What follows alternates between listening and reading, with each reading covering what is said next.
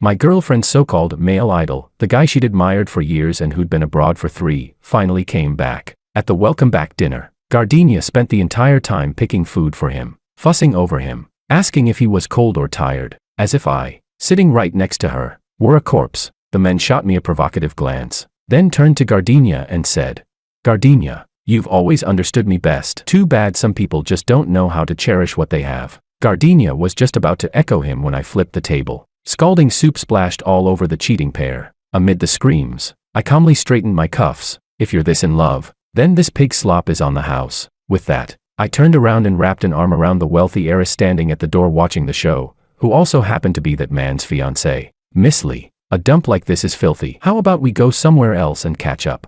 Chapter 1. Truth be told, before I flipped the table, I had already endured 40 full minutes. In those 40 minutes, Gardenia didn't look at me once. Her chopsticks seemed to have eyes of their own, precisely picking up the river prawns Adrian loved most, peeling the shells, dipping them in vinegar, and placing them into his bowl. The movements were so practiced that it made me feel like the one who'd slept beside her for the past 3 years wasn't me, but this man who had landed from France less than 3 hours ago. "Adrian, your stomach isn't great. You must not be used to cold food overseas. Eat something hot." Gardenia's voice was so gentle it could practically drip water. I'd only ever heard her use that tone when she asked me to buy her that Chanel hobo bag. Adrian wore a linen shirt that looked expensive, the collar casually open, exuding a cynical, artsy vibe. He enjoyed Gardenia's attentiveness, yet his gaze drifted toward me, 3 parts amusement, 7 parts provocation. "Sean, right, I've heard Gardenia mention you." He lifted his wineglass but made no move to toast me, just swirled it in his hand. "I hear you're in finance.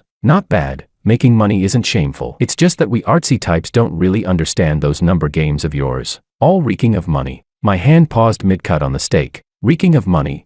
The 28,000 yuan designer coat Gardenia was wearing, the latest iPhone in her hand, and this welcome back dinner costing over 2,000 per person. Which one of those hadn't been paid for with that very money stink of mine?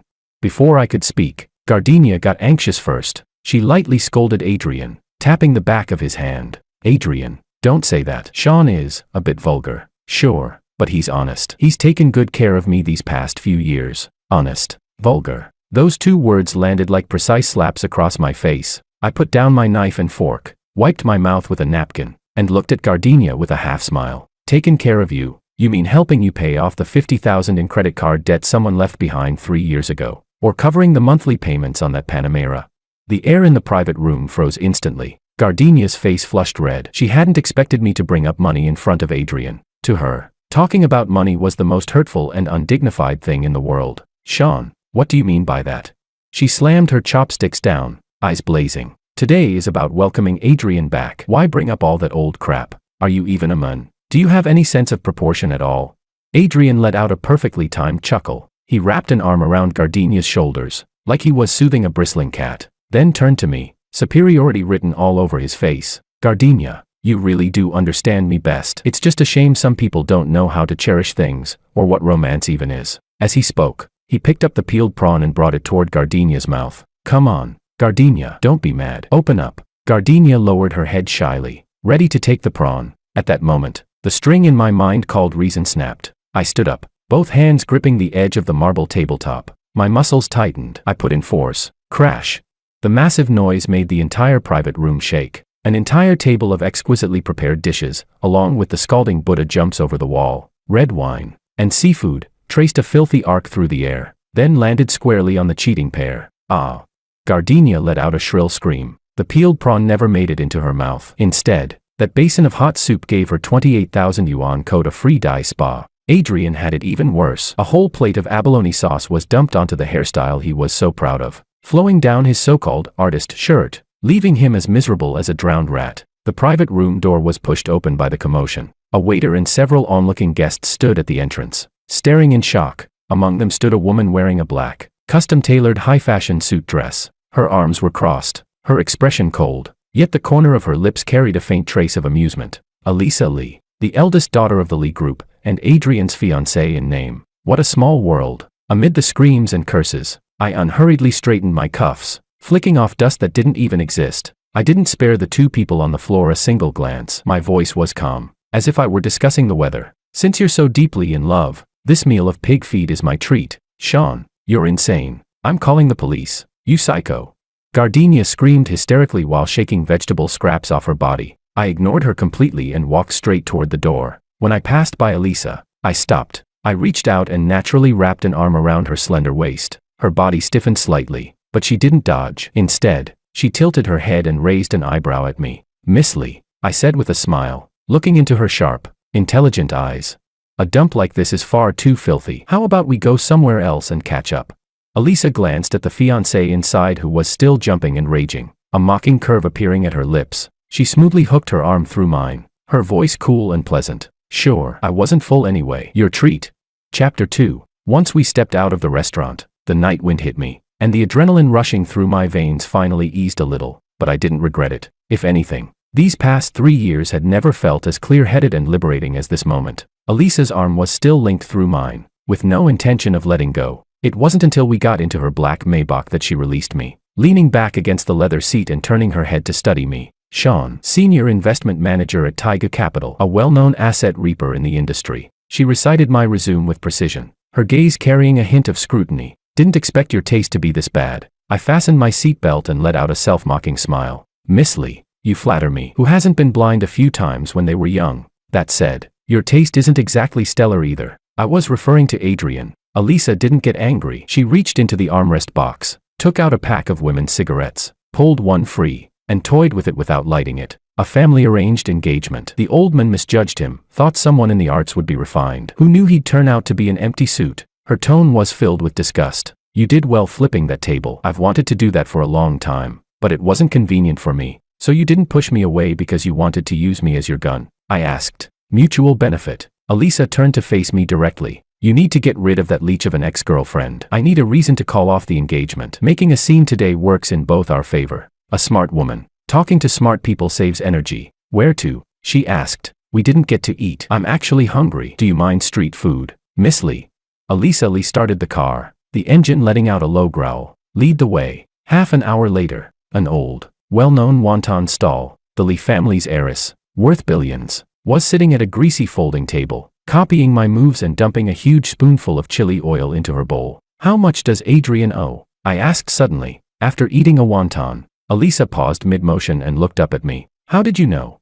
The shirt he wore at dinner, it's a current season piece from brand C, but the cuffs are worn, second-hand. The Richard Mille on his wrist, the sheen's off, a fake. And most importantly, I put down my spoon. The way he looks at Gardenia isn't the way you look at someone you love. It's the way you look at a fat sheep waiting to be slaughtered. Elisa laughed, this time, genuinely. Manager Sean really does have sharp eyes. He racked up gambling debts in France. Loan sharks followed him back home. This trip back was to grab a payout and run. Or marry into the Lee family and have you fill the hole. I finished for her. 30 million. Elisa raised 3 fingers. He thinks I don't know. Gardenia doesn't have that kind of money. I said coldly. She doesn't, but you do. Elisa replied with a half smile. She has your secondary credit card. The car's loan is under your payments. The apartment is yours. Sean, these past 3 years, you've been keeping a canary. I took out my phone and opened my banking app. Tapped a few times. Freeze the secondary card. Stop all automatic payments. Elisa watched me and whistled softly.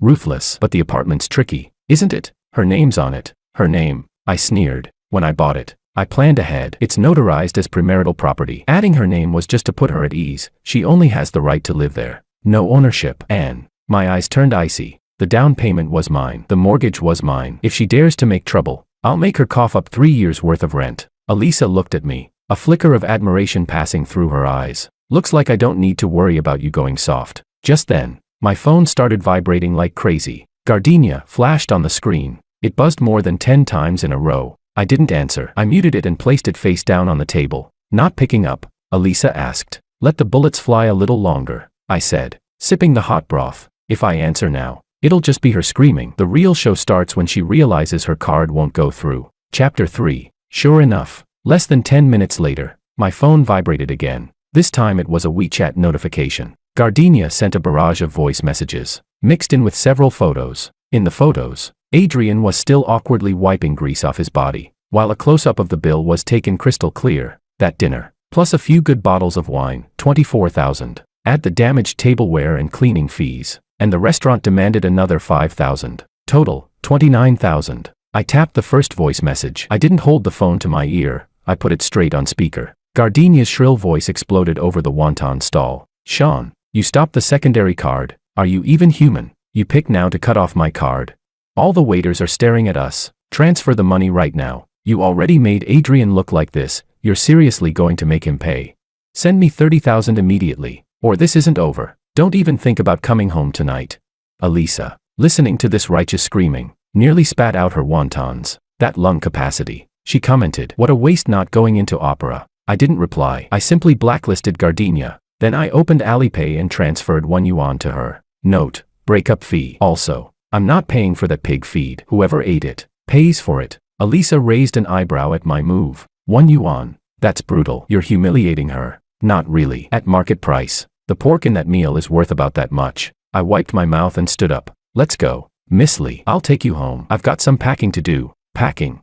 I'll let her live in that place for a few more days. It's filthy. I don't want it anymore. By the time we reached my apartment building, it was already 10 at night. Elisa rolled down the window and looked at the brightly lit high-rise. Need help. The Lee family has a few excellent lawyers. They're very good at property disputes. Thanks, but that'd be overkill. I waved her off. When it's time to really deal with Adrian, I'll come to you. Elisa handed me a business card. There was only a private phone number on it. Anytime. Sean, don't disappoint me. The Maybach disappeared into the night. I stood downstairs and lit a cigarette. Looking at the window that I once called home, I felt nothing at all. The elevator climbed to the 16th floor. I pressed my finger to the scanner. Beep. Fingerprint verification failed. I tried again. Beep. Fingerprint verification failed. Then the password. Incorrect password. Heh. Gardenia worked fast. In less than 2 hours, she deleted my fingerprint and changed the code. So this was her plan, lock me out and teach me a lesson.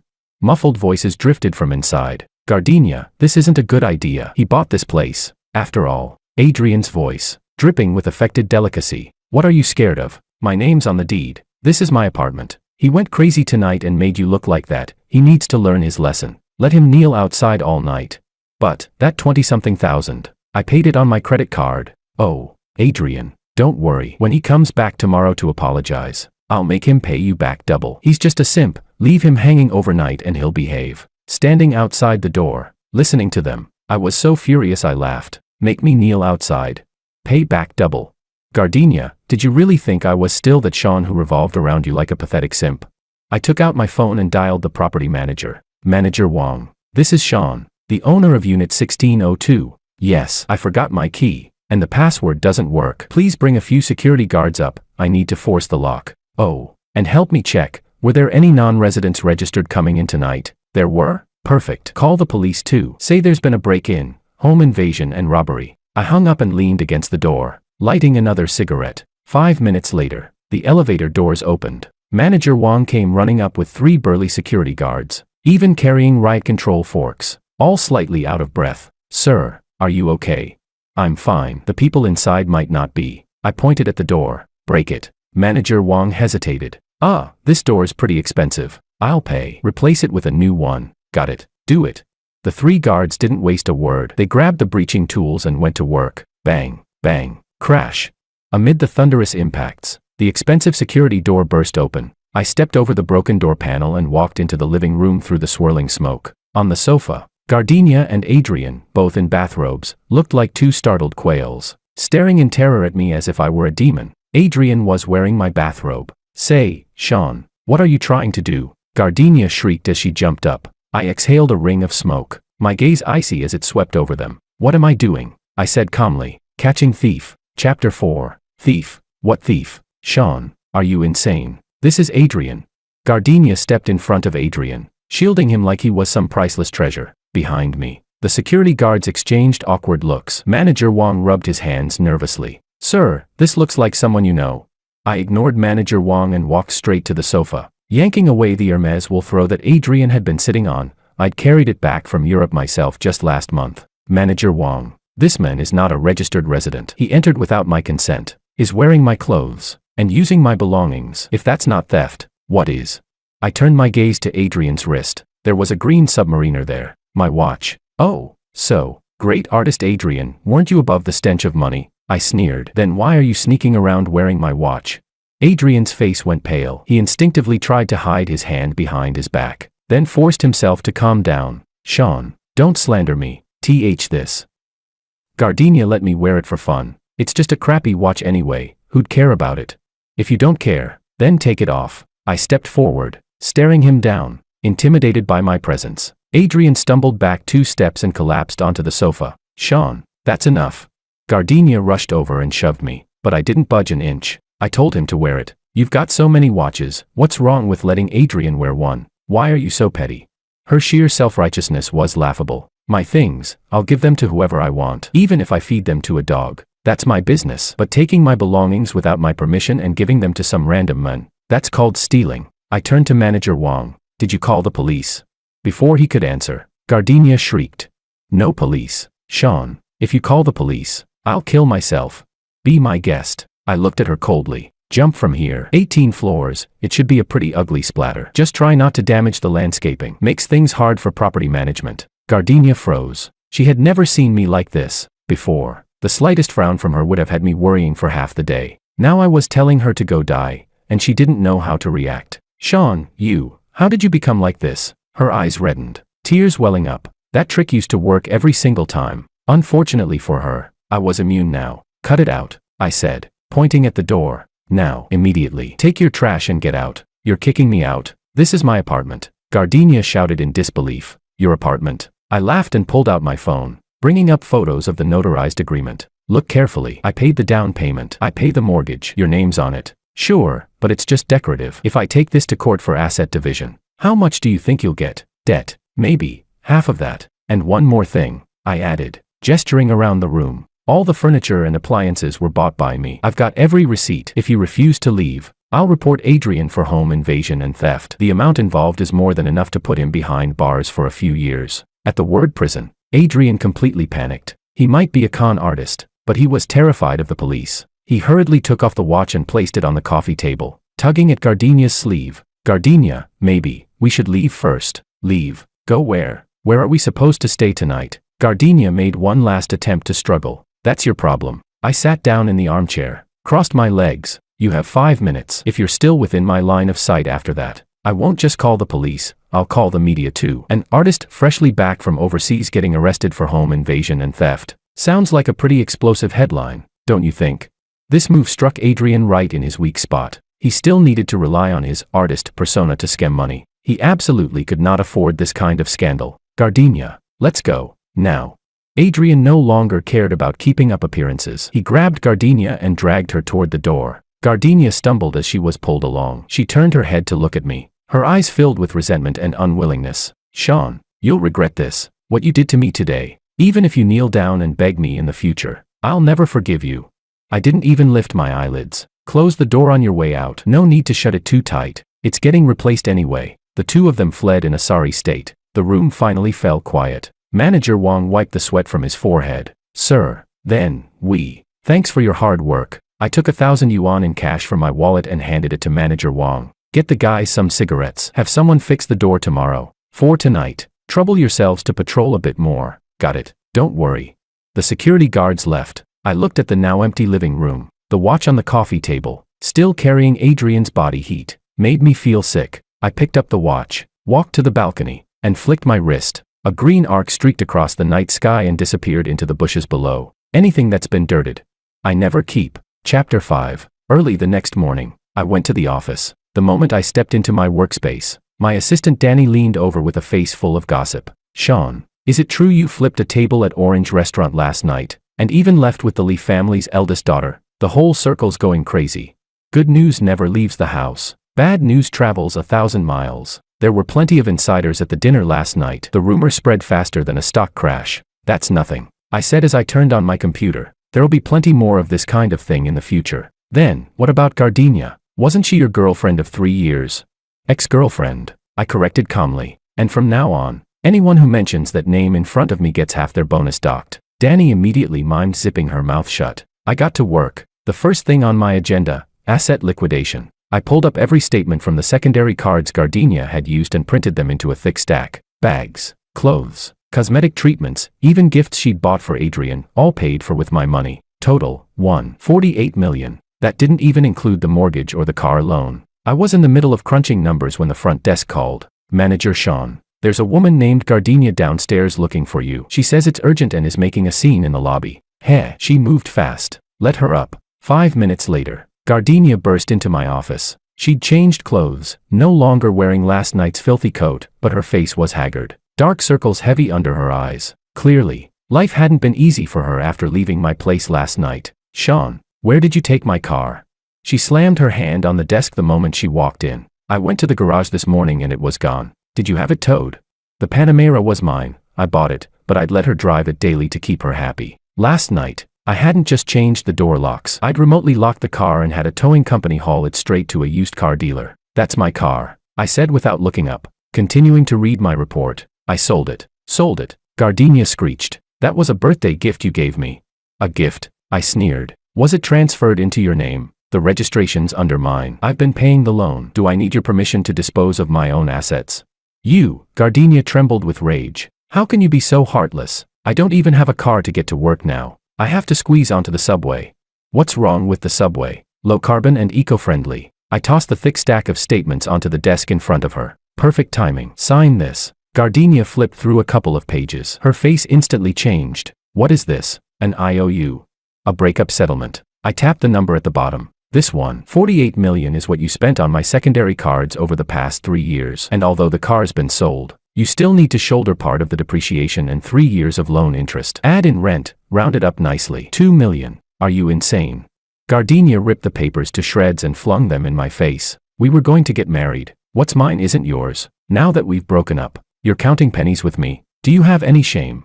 Marriage was before, I replied coolly. I brushed the paper scraps off my suit. Gardenia, get the situation straight. In these 3 years, even a dog I fed would have wagged its tail at me. I fed you, and you used my money to raise another man. That's unjust enrichment, bordering on fraud. I'll give you 3 days. I stood up, looking down at her. Either you pay up, or you wait for a lawyer's letter. That job of yours at the foreign firm looks respectable, doesn't it? If your company finds out you're being sued over financial disputes, possibly fraud, how long do you think you'll keep that position?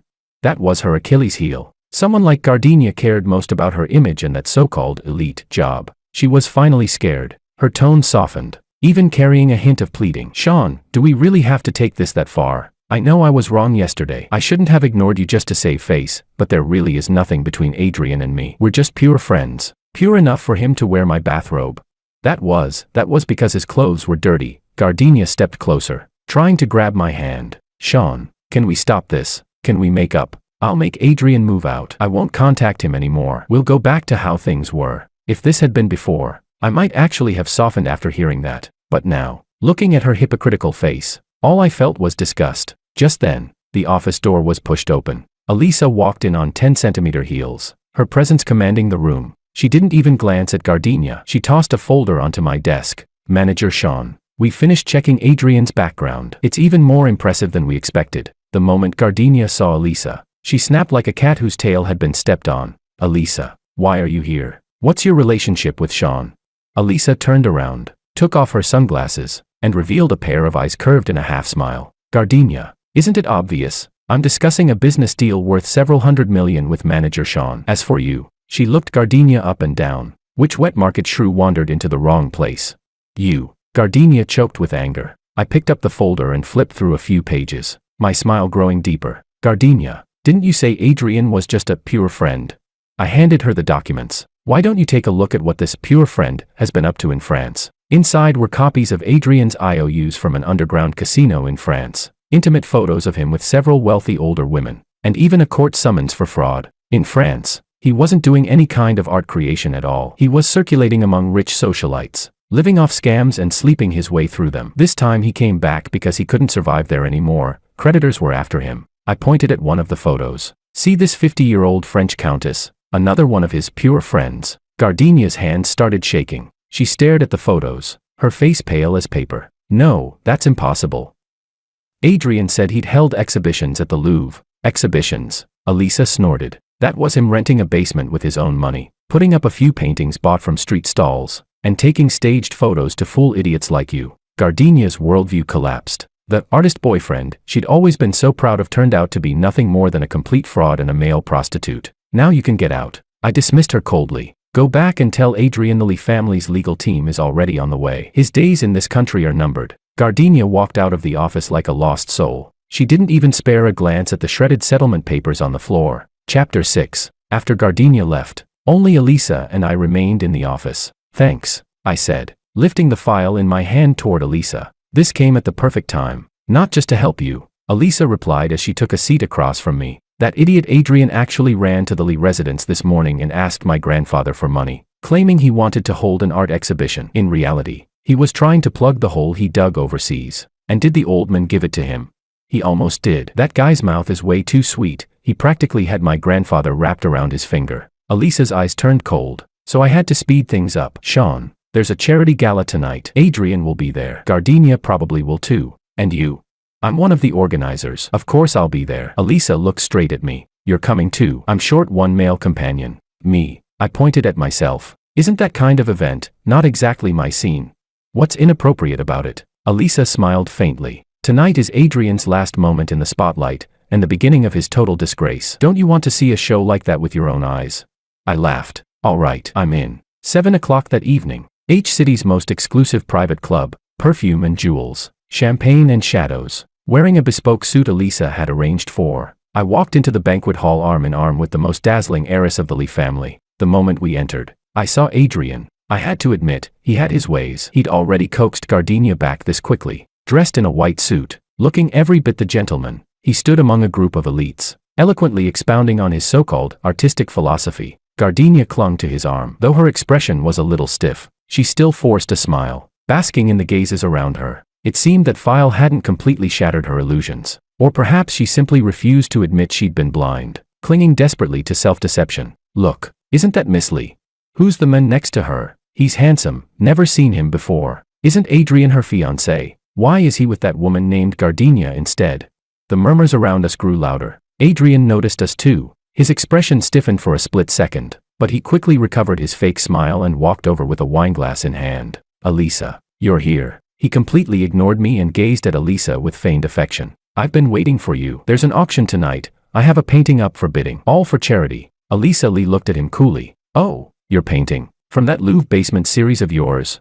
Adrian's smile froze on his face. Standing beside him, Gardenia stared at me, linking arms with Elisa, jealousy practically spilling from her eyes. Sean, you really climbed the ladder fast, she said sarcastically. So quick to become someone's kept man. Miss Lee, you should be careful, this guy's a freeloader. He used to live off me too. Smack. A crisp slap cut her off mid-sentence. The entire hall fell dead silent. The one who struck her wasn't me, it was Elisa. She calmly flexed her wrist, her gaze sharp as a blade. Gardenia, you can eat nonsense, but you can't talk nonsense. Sean is my partner, and the most important guest here tonight. And who do you think you are, to run your mouth in a place like this? Gardenia clutched her face, staring at Elisa in disbelief. Why you hit me. So what if I did? Elisa sneered. This is the Lee family's venue. Security, throw these two out. They don't have invitations and snuck in. Wait. Adrian panicked. Elisa, don't do this. I'm your fiancé, and I do have an invitation. Fiancé. Elisa cut him off coldly. Not anymore. As of this moment, she stepped onto the stage, took the microphone, and faced the guests. Everyone, I'd like to take this opportunity to announce something. The marriage alliance between the Lee family and the Sun family is hereby cancelled, effective immediately, because the Lee family does not take in trash, especially the kind that racks up massive debts overseas and lives off scamming women. The large screen suddenly lit up. What played was surveillance footage of Adrian's son in a French casino, along with records of his various transactions with wealthy women. There was even an audio clip, Adrian bragging to a friend on the phone. I'm going back just to lock down that idiot Elisa. Once I skim the Lee family's money, I'll head back to France and live it up. The hall erupted. Every gaze turned toward Adrian, the look people reserve for garbage. Adrian collapsed to the floor, his face ashen. Gardenia stared blankly at the screen. This time, she could no longer deceive herself. She turned to Adrian and lunged at him like a madwoman. Adrian, you lied to me. Didn't you say you loved me? Didn't you say you were going to marry me? Give me back my money. Give it back. The two of them clawed at each other, fighting like rabid dogs. Security rushed in and dragged them out like dead weight. I stood beneath the stage, watching it all, feeling nothing but calm. Elisa Lee stepped down and came to my side, handing me a glass of champagne. Feel good? She asked. I took the glass and clinked it against hers. Very. But the real show is only just beginning. Oh. Adrian's creditors will be in the country tomorrow. I've also frozen Gardenia's credit cards. What comes next? I took a sip of champagne and looked at Elisa. Is the real hell? Then I added. Though, Miss Lee, Tonight's performance cost you quite a bit. Publicly calling off an engagement like that, not great for your reputation, is it?